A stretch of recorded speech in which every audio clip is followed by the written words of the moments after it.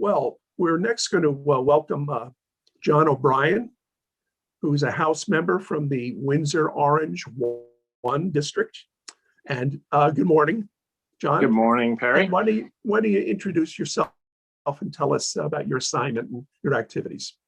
Sure. As we say in committee, since we have to do a lot of introductions, I say I'm John OBrien. I represent Royalton and my hometown of Tunbridge. So Windsor Orange 1 is split right across the border with Royalton being in Windsor County, and then my hometown of Tunbridge in Orange County. So that's why I'm here, and really appreciate the chance to be here today, even if it's virtual. So welcome Democrats, Republicans, Progressives, Independents, and anybody else. Every House rep serves on just one committee. I'm on for the second session now, since I'm in my sophomore term. I'm on House Agriculture and Forestry, chaired by Carolyn Partridge of Windham. I think we're almost all farmers or have some connection to agriculture. Mm-hmm. So it's a great committee because Tunbridge and Royalton are very rural, and we still have a bunch of farmers and a bunch of new farmers coming on. And the forest economy is also very important in those two towns, as it is in Orange County in general. So probably all representatives will tell you that they spend most of their time and put most of their energy into committee work. I love this committee. It's a small committee of just 8 of us, and everything we voted out over the last 2 years, we voted out unanimously. So as our chair says, we leave our party affiliation at the door when we enter this committee, and we really just solve problems. So I think that's a great attitude to have. That's what I really am attracted to about this job. And the nice thing is then if something comes out of committee unanimously, it's got a really good chance on the House floor to move ahead, because it's got bipartisan support. This year, for example, we sort of do a listening tour for the first couple of weeks of what's happening in agriculture and the forest economy. And now we're really digging into bills. So we've got a bunch of bills. There's one called the Agency of Agriculture puts together what's called their House Miscellaneous, but we call it the housekeeping bill. And it turns into what's described as a Christmas tree. It's just all these little miscellaneous things. That's not little, and sometimes they're quite controversial. But for example, there's a provision in this one about hemp. Our hemp industry has been growing and suffering growing pains. And this one, there's a provision in it it's technical in some ways, but there's a problem in Vermont with a lot of our hemp being declared by the federal government as hot hemp. It has too much THC in it. Right. But there's a pilot program that allowed a certain percentage of, the percentage of what you can have, how much THC you can have in your hemp. That's different than the USDA's present requirement. So we're just saying we're going to stick, as a bunch of other hemp growing states are doing, we want to stick with the pilot program until we can figure this out. And maybe with a new administration, the USDA will change their rules. Otherwise, the Vermont hemp industry is going to be in a real pickle. We're working on, interesting stuff. Like there's a farm in North Bridgewater that inspired a bill because bears have continually come and destroyed their corn crops. The bears, looking for calories in years where beech nuts and apples are down, will go into the middle of a cornfield, and it looks like Burning Man by the time they're done. They flatten the corn, they eat all the corn.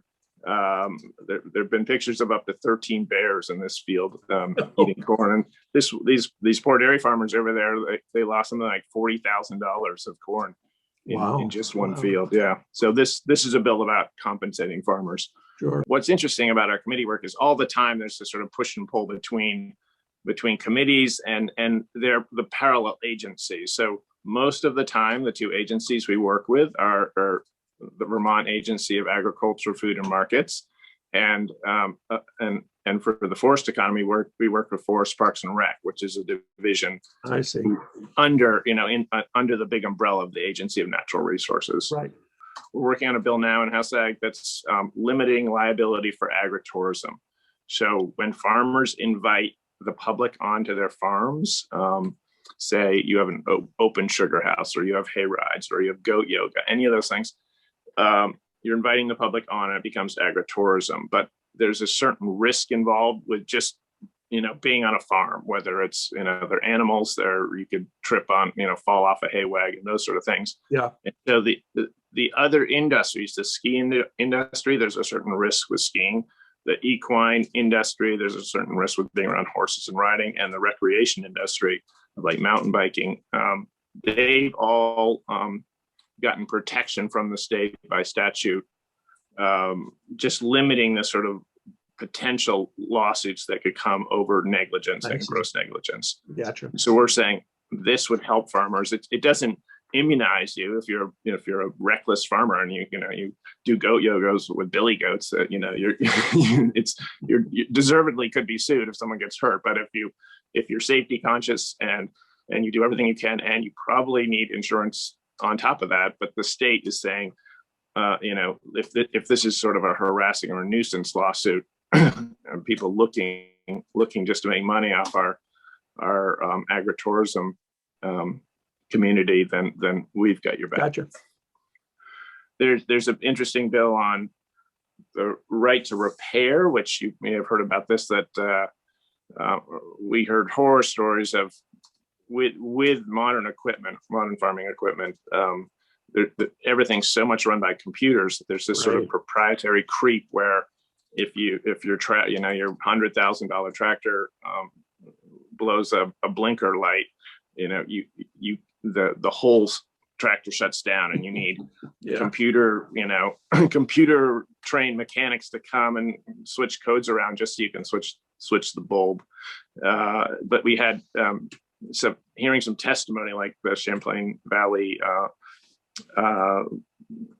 tractor outlet said that for the most part, the parallel is more similar to our road crews, who all our dump trucks now, our graders have a lot of computers in them too.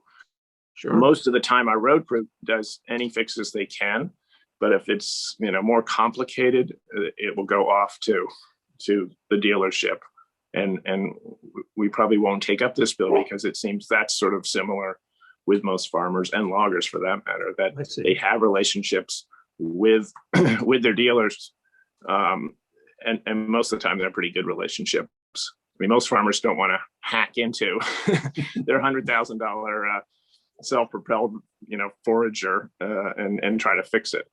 Sure. Well, John, thank you so much. We really want to thank you for taking the time, because we know you can't be with us on Monday. So we really appreciate you taking the time with us today. So thanks, and thanks for all the hard work you do. Thank you, Perry, and the Orange County Dems, and I'm looking forward to all of us getting our vaccines and being in person again next year. I know I can register on February 16th for mine. Bye-bye.